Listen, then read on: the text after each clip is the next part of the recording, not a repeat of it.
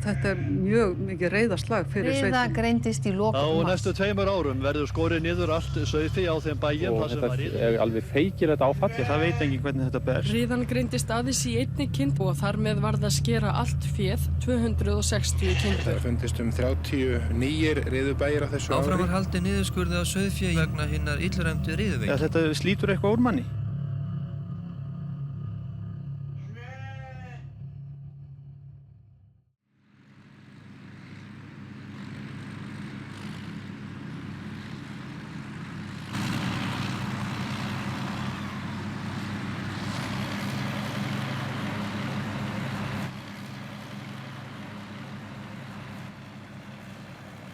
Riða er sjúkdómur sem er hægfara heila hrörnunar sjúkdómur. Þetta eru taugasjúkdómur og sársaukafullur. Meðgöngutími er mjög langur. Það er að segja að það líður svolítið langur tími frá því að smitefni berst inn í kind þangað til einkenni koma fram.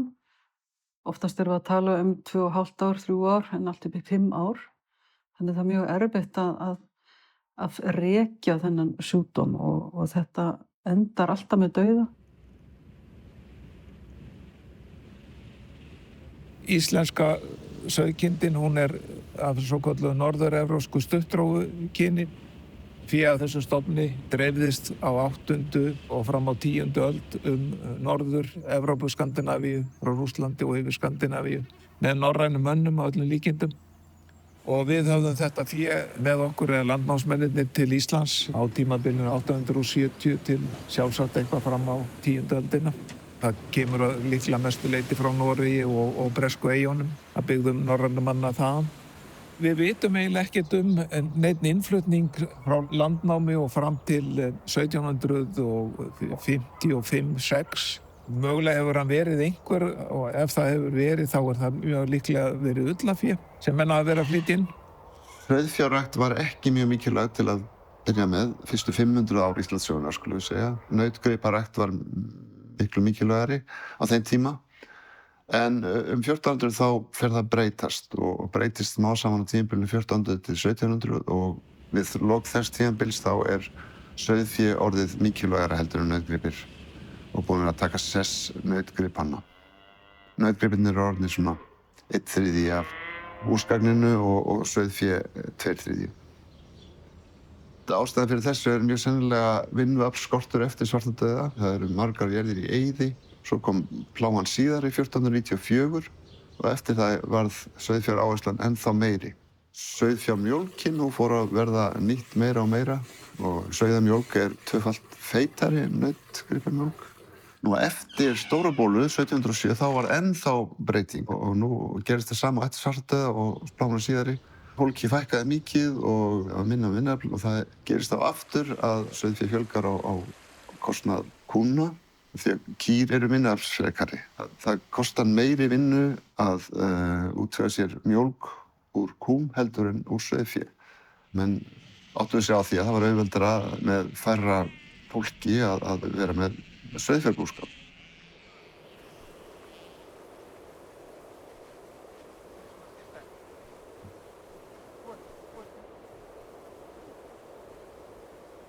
Já, þetta má eiginlega segja að ég sé svona hálfgerður atvinnumaður í því að skera niður við riðu. Þetta er annað skipti hjá mér á þessum tæpu 30 árum sem ég er búinn að vera að búa núna. Ég þurfti að skera niður við riðu 1. febrúar 2019. Nú síðan er þetta bara búið að vera hreinsa allt innan úr húsum og skipta allt. Sko rið er ekki getið í rituðum heimildum sem búfjársjúkdóma, það sem er skrifað á 19. öld og alveg fram á þá 20. Sko það er talið að hann hafi borist 1878 með innflutningi á Oxford Down hrúti frá Lollandi í Danmörku og þessi hrútur kom að veðramóti hérna í gönguskorðum. Það kom aldrei upp riða á veðramóti en það virtist vera þannig að riðan kom upp þar sem afkvæmi þessa hrúts voru notuð. Riða svo bara nokkuð staðbundin hér í Skagafirði framan af, fyrstu áratugin allavega og ekki algengur sjúkdómur þannig að menn voru ekkert að nefna hana. En síðan tekur hún auðvitað að breiðast út, hún breiðist hér í vestur og nær í vestur í Vatnsdal og í Vatnsdal og í austur nær hún inn í Fnjóskadal. 1953 þá allt í einu dúkar hann upp á Barðaströnd og fer að breiðast þar út.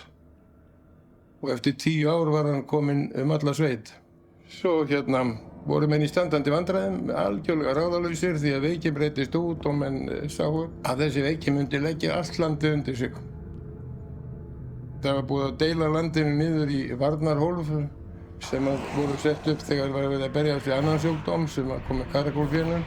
Menn voru mjög áhyggjufullir út af því að riðan var að breiðast út allt landið með miklum hraða, óvanalega miklum hraða og miklu tjóni og menn vissi ekkert hvað átt að gera.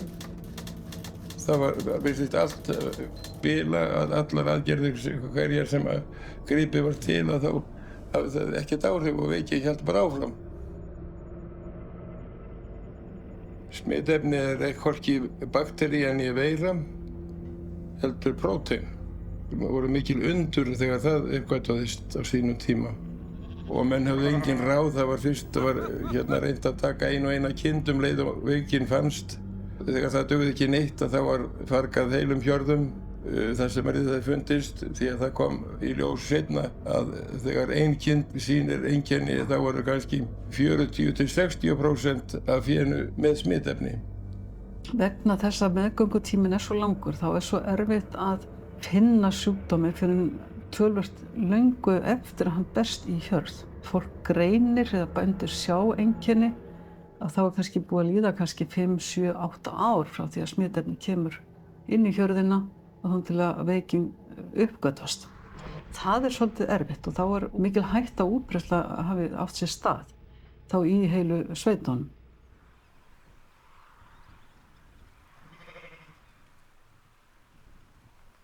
Ég nú mjög mikið fyrir sauðfé og hef alltaf verið og ég hugsaði þetta alltaf þannig að þegar búin á féð var bara farið og þeir líða þessi 2-3 ár og ég var alltaf ákveðinn í því að taka fé aftur og hlakka til þess. Mér fannst þetta ekki reyna neitt svakalega á mig af því ég var svo ákveðinn í því að setja þetta þannig upp fyrir mig að vera ákveðinn í að fá mér fé aftur. Og það var það sem ég beið eftir og svona þessi ár nú fljót að líða þegar maður horfir tilbaka sko. Og ég held að ég hafi flotið á þessar að verja mig með þessu. Það var óskaplega gaman að fá nýtt fé. Það var bara upplifun út af fyrir sig, já. En svo bara líður tíminn og það líða 20 ár. Þá finnst hún þessi veikisur og sveit sem við köllum og þá leist mér nú ekki á það. Þegar það kemur upp þá höfðum við hugmynd að það væri riða Pabbi þekkti alveg riðuna og hann þannig að þegar riðan kemur upp það kom okkur ekkert á óvart niðurstaðan frá að búið að greina sýni. Við vissum alveg að það væri í gangi, að það væri góða líkur á því. En þetta sem sagt árið 2004 sem það gerist í stuttu máli að það skorið í öllum Biskupstungnahreppi allt fé eins og það lagði sig. Þetta var áfallið mikið og þegar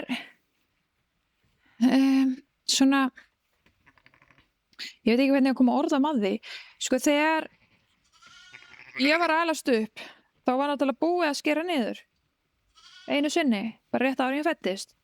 Þannig að fólk óttaðist þetta bara heilt yfir og á mínum bæ það voru allir mjög hræddir við riðu. Þannig ég ólst uppi að vita lítið sjúkdóminn og þetta var svona, heyrðu, þetta var svona svolítið tabú, þetta var ekki alveg rætt en þetta var eitthvað til að óttast alveg svakalega. Þannig að þegar þetta kemur upp, þá náttúrulega fær maður svolítið áfall að vissi lítið það. En þetta var samt alltaf svona einhvern veginn bak við tjöldin, einhver ótti til staðar, þetta kæmi nú aftur. Sem það svo gerði, einn daginn, og þetta er gríðarlegt áfall. Ég meina, ég var búin að alast upp með þessum kindum sem voru þarna frá því ég fæddist. Þegar ég er í kringum 20, ég er ólétt þarna á viðkvæm og þetta var bara svakalegt áfall. Ég var búin að taka þátt í að rækta þetta fé og einhvern veginn tengjast í allan hátt.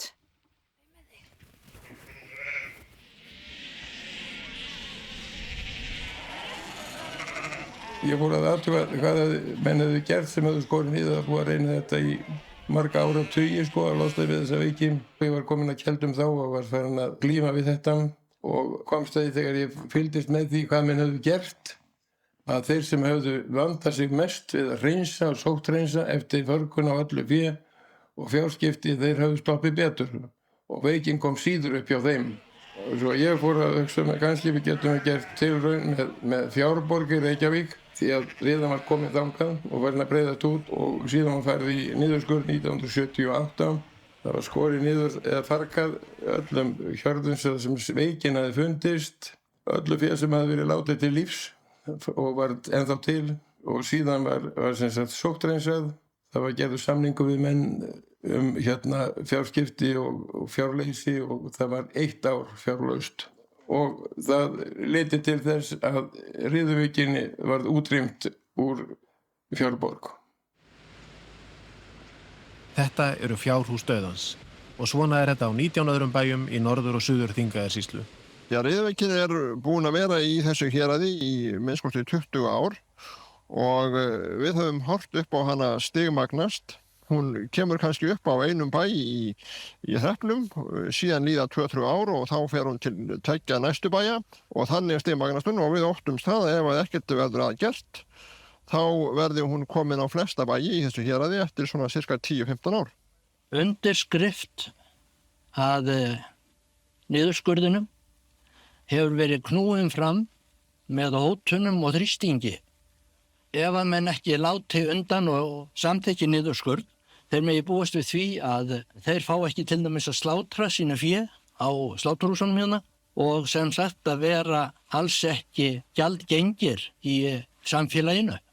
Það er rétt að það eru aldrei allir sammála svona aðgerðir og allt orkar tvímælins þá gert er. Þó er rétt að það komi fram að hér í héraðinu sem að þessar listar hafa gengið eru 300 bíli og það eru einungis á 3 bílum sem ekki hefur verið skrifað undir. Vissulega get ég skilið þeirra sjónarmið að mörgu leyti. Þarna að ræða þá menn sem eiga kannski best ræktaða féð hér í sveitinni og það er vissulega sárt að horfa eftir slíkri hjörð. Ég held reyndar að þessi niðurskurður núna, hann sé algjör forsenda þess að hér verði búið með sauðfé eftir 20 ár. Þessi niðurskurður sem var síðan skipulagður, þannig að það voru skornar niður nokkra hjarðir strax sem voru sjúkar og síðan allar sem kom fram á næstu árum, hann var í raun og veru upphafið af sameiginlegu átaki til að skera niður allar sjúkar riðuhjarðir í landinu sem að hefur og því þeirri aðferð hefur verið fylgt í síðan. Og það tókst það vel til að 1999 var síðast greind riðukind í þessu Skjálfandahólfi og nú hefur hólfið verið yfirlýst og staðfest sem riðufrítt svæði.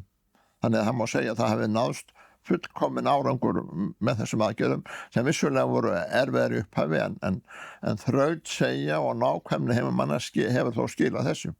Ertu sáttur við að þurfa að skera niður? Nei, ég er það ekki. Ég finnst þetta að vera harðar aðgerðir og það sem maður er búin að vera að berjast við það allt sitt lífað. Að reyna að bæta þennan fjárstofn og þurfa svo að sjá á eftir honum. Svona. En skrifaðir þú ekki undir skjal þess efnis að þú myndir skera ef riða kemur fram í þínu stofni eins og margir aðrir bændur? Jú, það gerir ég hiklaust því að ég vildi ekki vera þessi valdandi að hún yrði hér á bænu til þess að koma inn á aðra bæi í sveitinni.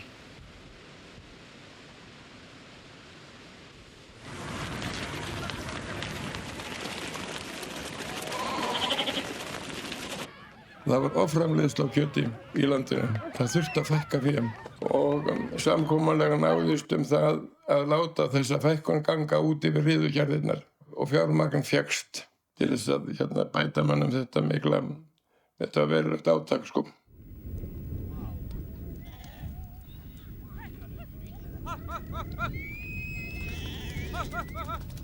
Ég náttúrulega var einhver hataðasti maður á landinu tíma og fekk það var skotið á húsið mitt oftar en einu sinni og hringt allar nætur í langan tíma með 5 mínútna, 10 mínútna millibili og sagt með draugalegri röddu þú skalt ekki verða ellidauður í þessu bæ.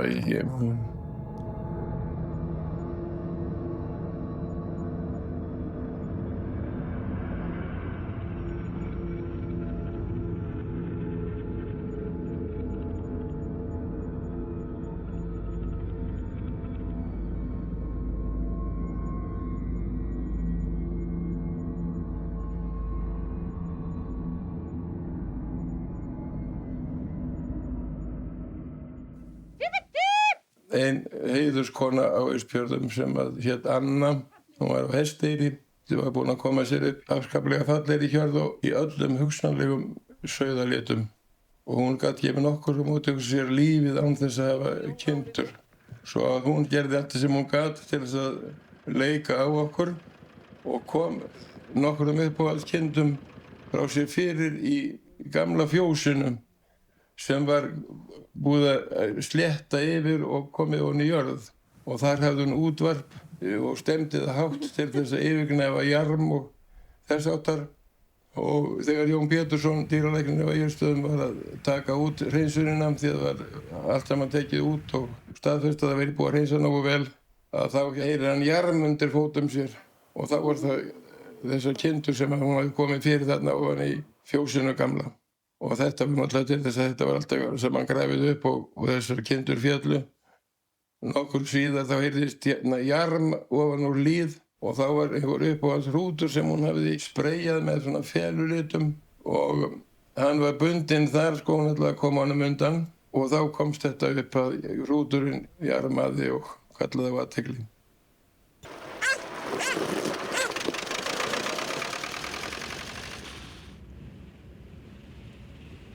Hér á Hrafnkelsstöðum hefur tvisvar komið upp í riða hjá foreldrum mínum, Jóhann og Haraldi, heitnum. Árið 2001 var þetta náttúrulega í fyrra skipti mikið högg fyrir foreldra mína og má segja að þau hafi kannski tekið því sem aðeins var rétt frá þáverandi Landbúnaðarstofnun og Landbúnaðarráðuneytinu varðandi uppgjör og bætur. Áfallið var bara mikið eftir að hafa látið að skera niður lífsviðurværi sitt og ræktun síðan 1965. Þannig að það gekk nú kannski nokkuð hratt fyrir sig að bara taka við pappírinn, skrifa undir og fá einhverja bætur fyrir. Síðan árið 2007 þegar þetta kemur upp aftur að þá voru þau reynslunni ríkari og ég kom inn í lið með þeim að aðstoða við að semja bætur og samskipti við þáverandi Matvælastofnun og Landbúnaðarráðuneytið. Þetta voru mikil átök einstaka mál. Alveg frá fyrsta degi þegar búið að taka út hvað þyrfti að gera og hvað ætti að bæta. Þá þurfti ítrekar að leiðrétta, það eru upplýsingar og uppskriftir af efni og fleiru. Í öðru lagi þá var allt inni farið að draga úr því sem þyrfti að gera frá því 2001. Það þyrfti ekki að gera þetta sem þyrfti að gera þá og stendur að gera það ekki með friða. Og það var svona lyktaorðið að þá var bara spurningum að reyna að spara fjármuni ríkisins. Að því var búið að gera þetta 6 árum áður, það skulle ekki gera þetta núna, sem að bara ekkert vit í. Riða er riða og reglur er reglur. Þetta gekk svo langt að í restina þá tók ég af mér að lasa alla reglur og lög og breytingar sem hefði verið gerðar og við óskum eftir fundi með Matvælastofnun. Þetta var svolítið súrrealist að koma þar. Þar tók á móti okkur forstjóri Matvælastofnunar, skrifstofustjóri og lögfræðingar og yfirdýralæknir, settu starfið við langborð og þar þurftum við síðan að takast á við þessa heiðursmenn í rúman hálftíma til að reyna að fá það til þess að sjá hvað við læsum út úr þessu. Svo í restina þá var eins og að menn hefðu séð ljósið og þökkuðu fyrir fundinn og sögðust fyrir í sambandi og Og það liðu 2 dagar að þá fengum við tilkynningu það að það yrði gert eins og við hefum lagt upp með eins og við hefum lesið út úr lögunum og reglunum.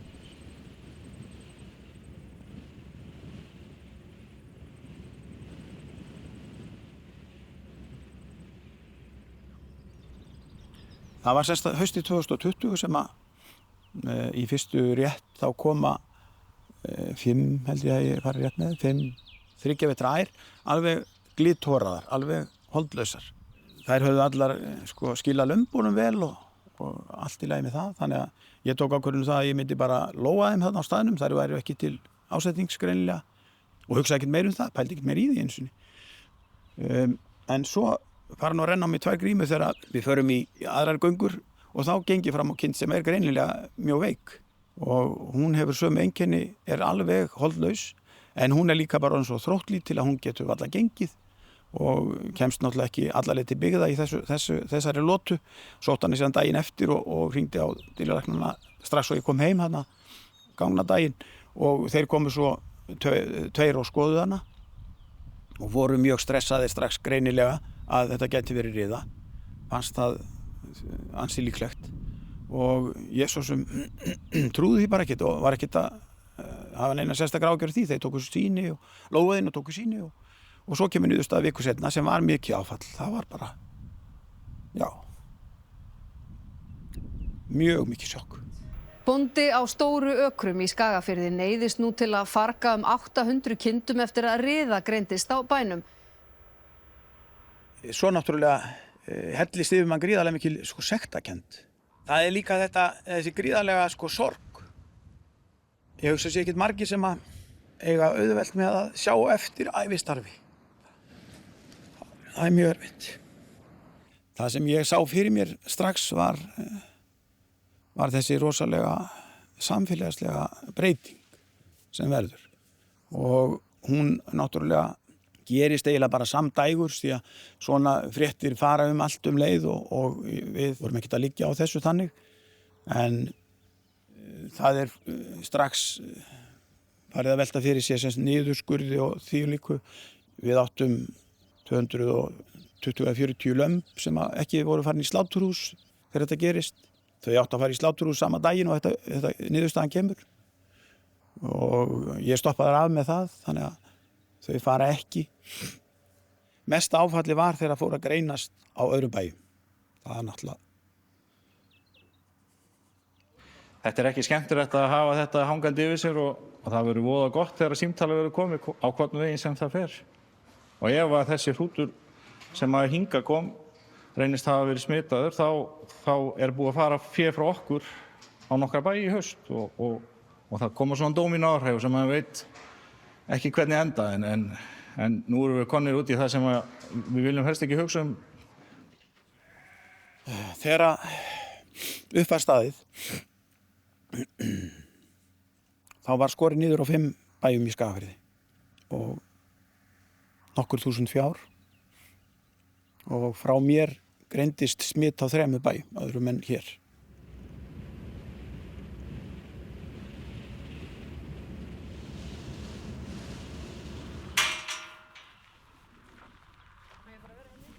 Við vorum með 600 fjár hérna á bænum og síðan greindist riða hjá okkur í september 21. Kind náttúrulega ekkert sama kind. Það maður á náttúrulega sína uppáhald sem eru gæfar og sem maður búinn að rækta sjálfur og sem maður búinn að bara fylgjast með síðan maður var krakki. Þannig að það var náttúrulega mjög erfitt líka. Þetta eru semst fjárhúsin og þau líta svona út eftir niðurrifin. Þau eru fokheld. Það er allt farið úr innan úr þeim, allt saman og allt búið að háþrýstið þú og sótthreinsa og búið að hótekt frá mast. Þetta var þetta högg. En á þessu svæði þá maður svo sem búinn að lifa í von og ótta með þetta á bakinu í mörg ár, sko. Hvenær er röðin komin að mér og var komin þarna. Og ég beið alveg sannlega rólegur eftir því að það hringt í mig og ég láti þeim vita því að það legi tilboð á borðinu og einhver samningur væri kominn til að skoða. Og var ekki í neinu standi til þess og var bara guðslegandi fegin að þurfa ekki að standa í þessu þarna jólin. En svo þegar fór nú að líða dálítið fram í janúar þá kom inn 2 mánuðir frá niðurskurði og ekkert heyrist og ekkert gerist. Þá fer ég að senda póst á skrifstofustjórn landbúnaðarráðuneytinu og velta þessu upp við hana hvort það sé eitthvað frétt eða hvort að ég gera eitthvað eða eftir hverju sé verið að bíða.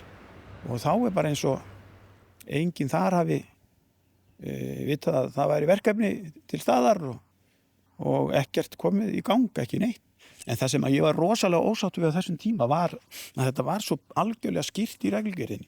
Þú hefur 45 daga til þess að leggja tilboð á borðið fyrir bóndan og þau líti ekki upp á bókunum einu sinni og kom bara alveg að fjöllum þegar ég fer að spyrja bara, þurfum við ekki að gera samning?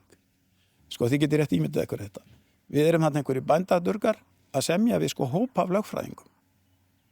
Og þetta náttúrulega enga veginn jafn leikur. Það vita það allir og skilja. Það skal alveg viðurkennast að þetta endaði nú þannig að við komumst aldrei þangað að við værum sátt við niðurstöðuna. Það bara svoleiðis.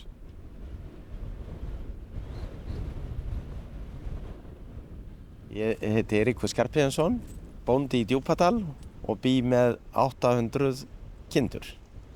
Í gamla daga var riða hérna og drápuskindur úr riðunni og henni var svo bara útrýmt með að skera niður veikari kindur og hún dó út 1960. Maður hugsaði náttúrulega stöðugt þetta og náttúrulega þegar riðan kom upp þarna á Stóru Ökrum þá hugsaði maður ekki neitt annað þarna í nokkra mánuði. Það var það eina sem komst að. Maður náttúrulega einangraði sig og svona já. Og var heldur ekkert í stuði þarna fyrst á eftir að hitta nokkurn mann. Þetta hafði mikil áhrif hérna í sveitinni og það var þungt högg. Þetta var mjög stressandi tími og maður hafði náttúrulega áhyggjur að þetta væri líka komið hingað en það voru tekin sýni og reyndist sem betur fer í lagi. Það er náttúrulega stórbreyttur samgangur á milli bæja. Maður þorði varla að koma á hlaðið hjá nokkrum manni og vildi ekki hvorki bera þetta en ég sækja þetta ef þetta hefði verið hjá manni og það er til dæmis rútasýningar og allt svoleiðis það sem komum saman. Það er ekkert í myndinni lengur. Maður rétt má vera saman í réttunum. Það er...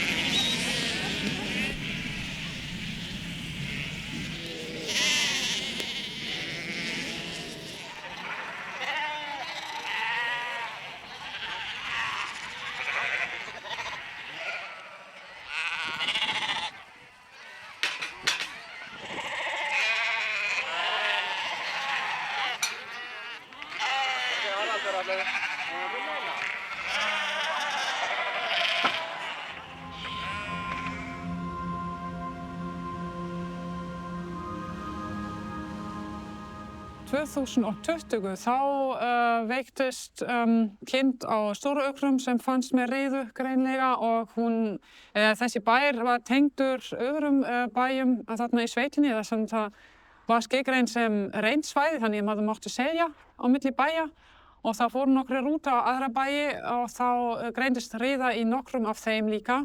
Þegar það kemur upp riða í einni kind í hjörðinni samt einlega öll hjörðin skorin niður. Og í kjölfarið var skorin niður, voru skotnar niður alla kindur af 5 bæjum í Skagafirði. Og þá fannst mér, núna er komið nóg, með verða að leita eftir einhverjum öðruvísi, bara svona öðruvísi nágrunum. Það er ekki hægt að halda áfram eins og hefur verið, núna bara skera allt og gera ekkert annað. Já, það veit enginn hvernig þetta berst og auðvitað veltum að vöngum yfir því hvaðan þetta hefur komið. Þetta hefur ekki verið, hún hefur ekki byrjað hér, hún hefur eitthvað komið að. En þetta veit enginn og það er engin svör við þessu. Þá virðist mér að það vanti bara alla lausn á því í hverju þessi hætta aðalega fólkin, það er að segja gagnvart riðuveikinni. Þegar stjórnvöld og í samráði við forystu bænda ákvað að útrýma riðuveikinni með niðurskurði, þá var það sjálfsögðu mjög skynsamleg ákvörðun, sérstaklega gagnvart sauðfjárframleiðslunni. En það vantar hins vegar að finna út úr því hvað það sem virkilega hættulegt. Ég sé ekki að þeir séu skrefinu nær þessari riðu núna í dag að þeir voru fyrir 18 árum síðan þegar það var lóa hérna. Nei. Það er ekkert nýtt.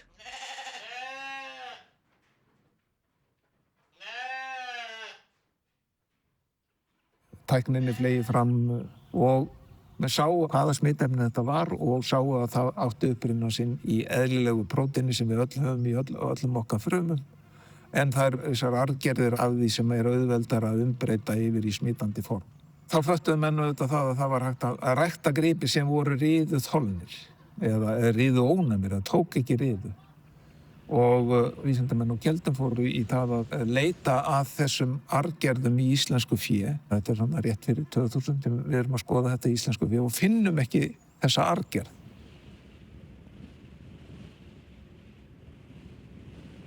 Það var sérst búið að funda þetta í fagráði sauðfjárrækt. Hvað við getum gert í þessum málum. Þetta var í kjölfar mikilla niðurskurða þarna í Skagafirði. Og þá vorum við í rauninni farin að upphugsa leiðir til þess að ná þessari ARR-arfgerð inn í stofninn. Og þá voru komnar fram hugmyndir að leita út fyrir landsteinana, skoða til dæmis fé í Grænlandi. Það væri kannski nærtækast að ná þessu þar inn, því að við stóðum í þeirri meiningu að þetta fyndist ekki hérna í stofninum. En við vorum jafnframt með plönum það að byrja samt að leita betur hér áður en færum að fara í innflutning. Fyrst þetta ARR átti ekki að vera til, þá fannst mér gæti kannski verið möguleiki að einhver önnur afgerð væri í boði sem líka með verndandi eiginleika. Þá fór ég að leita eftir svoleiðis upplýsingum afgerðir sem verndandi í öðrum löndum sem ekki ARR. Og þá rakst ég á grein frá Ítalíu, það sem kom fram að T137 væri líka verndandi gegn riðu á Ítalíu allavega. Og það var algjörlega ný uppgötvun hjá þeim og ég vissi að það var komið fram í grein frá Íslandi fyrir 20 árum síðan að einmitt þetta T137 átti að vera til hérlandi. Var allavega til fyrir 20 árum. Og það var lausnin mjög einföld, það sem T137 verndandi á Ítalíu, T137 til hérlandi. Það þurfum eiginlega ekki að leita lengur eftir ARR ef við náum að finna aftur T137 á Íslandi. Og svo í kjölfarið erum við bæði að fara af stað með verkefni. Annars vegar þar sem að ég var komin í samstarfi Keldur með leitin að ARR og hugsanlega þá innflutning, sérst leit í Grænlandi. Og hún með sínar hugmyndir T137 og fleiri arfgerðir. Þá var einlega þróast plan hjá okkur. Við gætum reynt að leita eftir þessari afgerð, sótt styrk í þróunarsjóði sauðfjárræktar og afgreind markvisst kindur úr nokkrum hjörðum sem við veljum á nokkuð markvissan hátt. Það verður síðan úr að þessu er spyrt saman, þessum verkefnum. Og þannig verður til þessi hópur, ég og fyrir hönd RML og Karolína og svo þau á Keldum, Stefania Þorgeirsdóttir og Vilhjálmur Svansson. Og við fundum þá, eftir 4 mánuði, fundum við fyrsta T137 kindina á Sveinsstöðum í Austur-Húnavatnssýslu.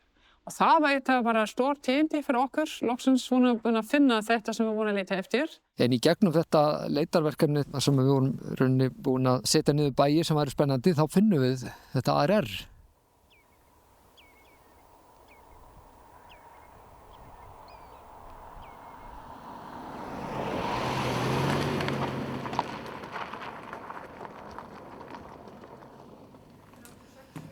Já, þetta er aðalhrúturinn í hópnum, þessi landsfrægi geimsteinn sem var þá í raun fyrsti hrúturinn sem fannst með þessa sjaldgæfu arfgerð ARR.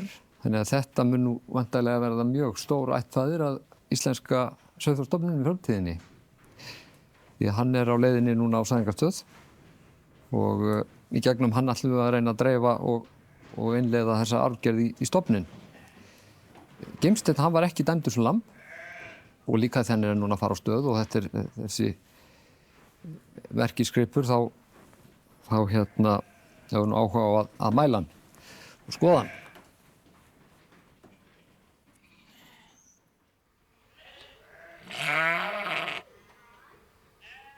Og var nú raun og hálfgeð tilviljun en að ég sett hann á, sko. Það fór ekki í sláturhús. Það vildi hann bara ákveði í vigtinni þegar hann var lamba að skoða hann til lífs, sko.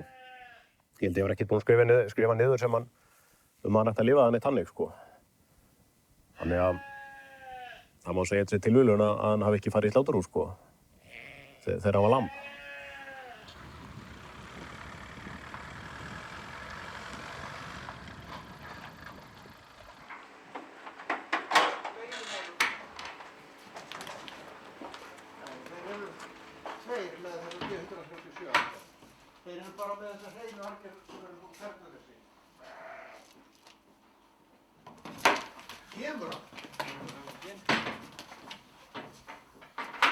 Gimsteinn, hann er ákaflega vel gerður og framparturinn er feiknarlega vel sívalur, bringan mjög breið, bara ákaflega góður frampartur. Svo er hann holdmikill hér bæði í baki og mölum og læragerðin alveg frábær, lokar klófinu mjög vel og þetta er ekki stór hrútur, þetta er svona þéttvaxinn hrútur og segja hann sér sama rekinn. Skemmir nú ekki fyrir að þetta virðist vera mikil geðprýðis skepna. Hann er prúður og stilltur. Og svo er hann ullargóður líka. Þannig að samantekið er þetta met sé. Þetta er bara helvíti góður hrútur. Já, þetta er bara met sé. Það er bara vonum að hann sé góður að gefa sæði. Já, það er það sem skiptir mestu máli. Því annars er ekkert unnið.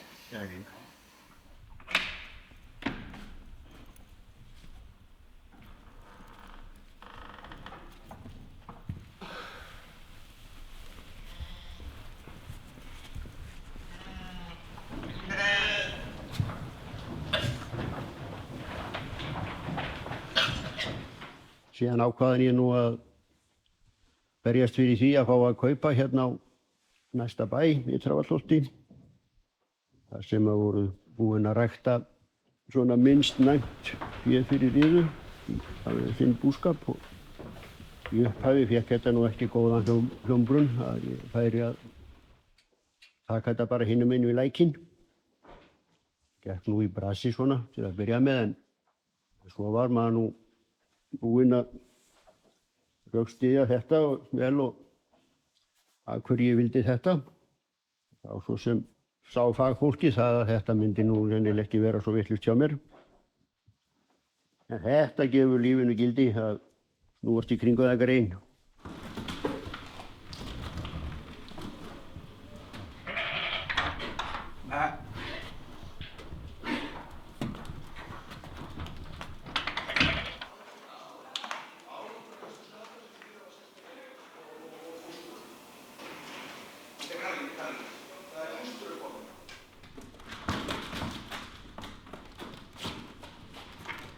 Þetta er það sem úr honum kom. Eitt skot. Gimsteinn. Þá er ég kominn með svæði hérna í Gimsteini og markmiðið með skoðun og meðhöndlun á svæði er fyrst að vita hvað hann gefur mikið magn, hvað er hægt að finna það mikið og til þess vigtar maður þá mælir og síðan þarf að þyktarmæla það til þess að fá frumfjöldan upp á það að geta séð hvað við höfum í marga ferska skammta eða í hversu margar ær við höfum svæði og hann er búinn að vera í sæðistöku núna í nokkra daga og staðreyndin er sú að hann gefur mjög gott svæði til skiptana í nokkuð margar ær, þannig að hann lofar mjög góður sem sauðfjárstöður.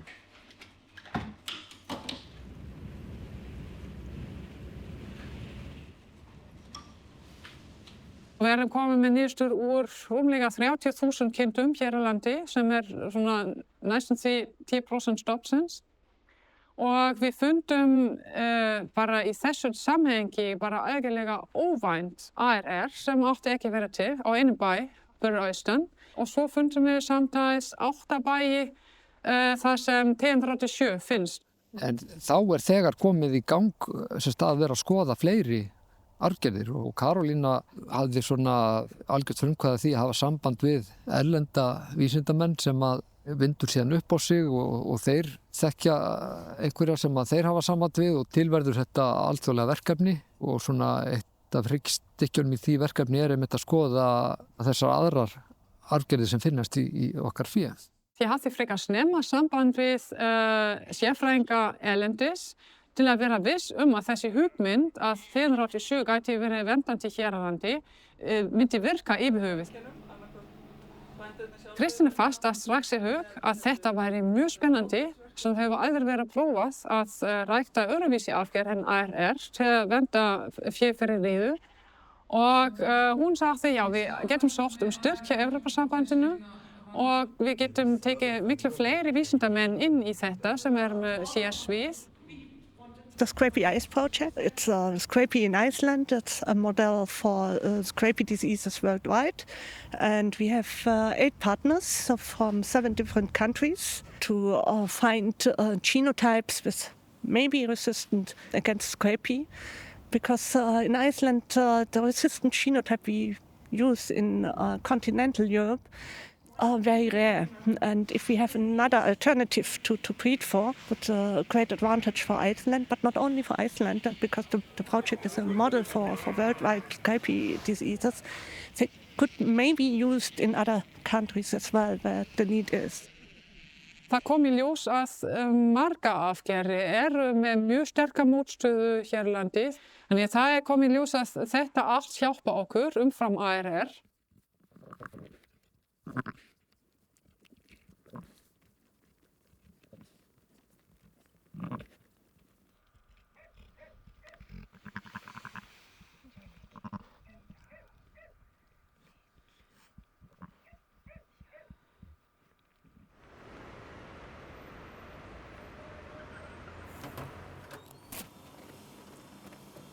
Hér sem sagt riðurannsóknarstofan, þar sem allt fer fram í sambandi við greining á riðu.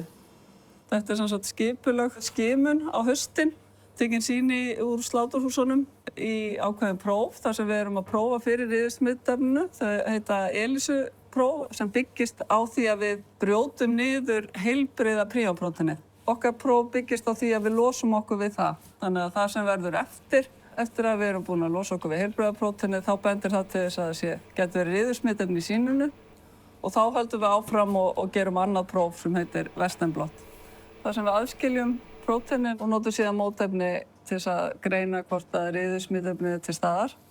Og þá sem sagt fáum við það sem við erum að leita eftir, það eru sem sagt 3 bönd á gelinu sem eru sem sagt típisk fyrir þessa klassísku riðu.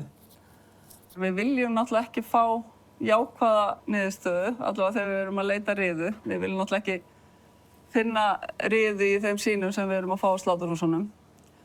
Þannig að þetta er svona svolítið erfið vinna og vilt alltaf fá neikvæða niðurstöður. Þannig að það er mjög gott fyrir okkur að við vitum hvaða afleiðingar það hefur. Þetta er náttúrulega hræðilegt fyrir bændur að þurfa að skera niður fé. Þannig að það er svona, kemur angist yfir mann þegar maður heldur að við séum að greina riðu og sem betur fyrir við ekkert verið greint núna í þessari vertíð sem ekki lokið reyndar.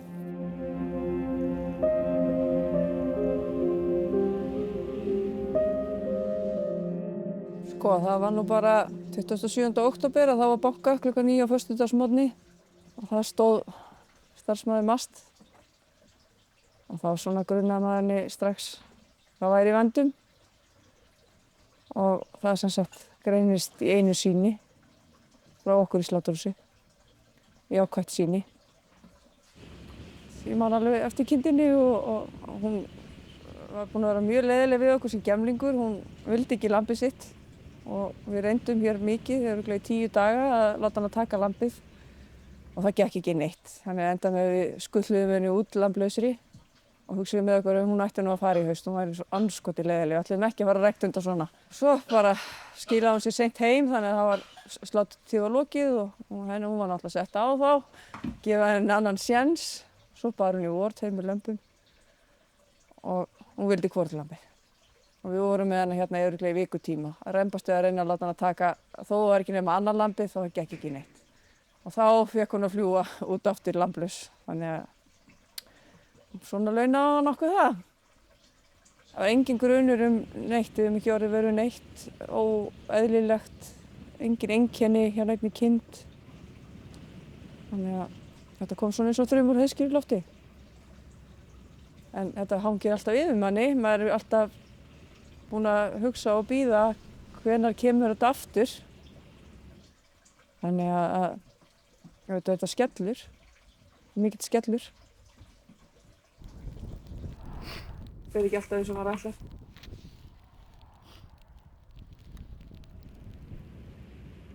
Þegar upp kemur riða í dag, eða núna síðast er að koma riða í haust, að þá var reglugerð breytt á þann veg að það var gefin möguleiki á því að skera niður hluta hjarðarinnar, skera semst ekki fé sem að bera verndandargerð og eða mögulega verndandargerðir. 2006 þá var ekkert í boða nema allsherjar niðurskurður. Allavega núna er þetta svona aðeins bjartara að fá að halda ykkurju og maður vilja vera í stærri hópur en... Þetta eru lömbin sem eru verndandi eða mögulega verndandi. Það er sem sagt 27 gimbrar sem eru arfblendnar með ARR og restinn af þeim sem sagt 28 sem eru mögulega verndandi. Og þessar fáum við eiga. Auðvitað skiptir þetta alveg gríðarlegu máli að við skulum fá að eiga þó það sé ekki fleiri kindur en þetta. Að þá, ef við hefðum verið látið skera allt, þá varum við bara hætt. Við myndum ekki byrja aftur. Maður leggur ekki fjölskylduna aftur að vera í þessu.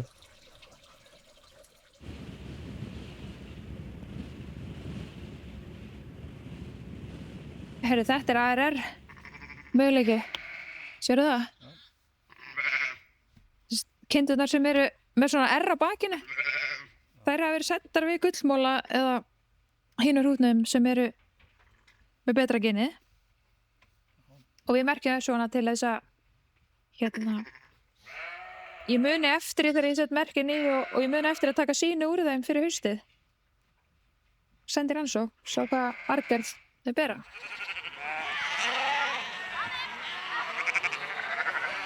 Við erum svona að taka fyrstu skrefin í alveg gríðarlega skemmtilegu og spennandi verkefni og það fer bara mjög vel af stað.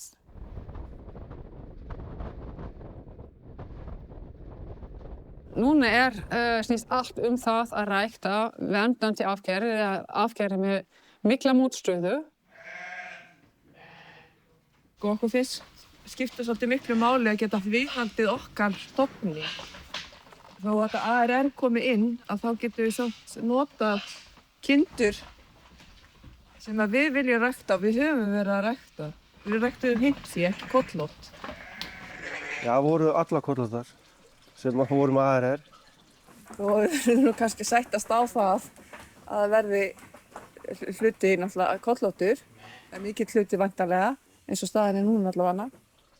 Það er að hljóta allir að fara að rækta mögulega verndandi. Við sjáum hvað er hérna, það verður gert hér. Hljóta allir að fara í það, allavega hérna fyrir norðan.